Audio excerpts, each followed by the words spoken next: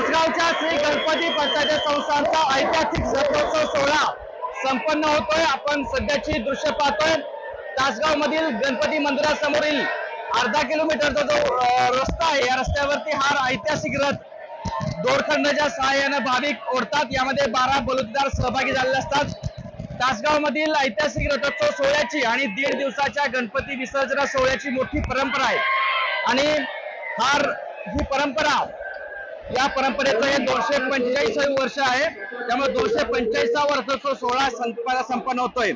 या रथोत्सव सोहळ्यामध्ये भाविकांच्या वरती गुलाल पेढ्याची उधळण देखील होते आणि प्रचंड संख्येने जर आपण पाहिलं तर मोठ्या संख्येने भाविक हा रथोत्सव सोहळा पाहण्यासाठी आणि हा दोरखंड ओढण्यासाठी या तासगावच्या श्री गणपती पंचायत संस्थांच्या रथोत्सव सोहळ्यामध्ये सहभागी झालेले दिसून येत आहेत। तर अशा पद्धतीने तासगावच्या श्री गणपती पंचायत संस्थांच्या 1.5 दिवसाच्या गणपतीचं विसर्जन आणि रथोत्सव सोहळा संपन्न झालेला आहे। कॅमेरा पर्सन योगेश राकेश सोबत कुलदीप माने, एबीपी माझा, तासगाव। एबीपी माझा, उघडा डोळे बघा नीट।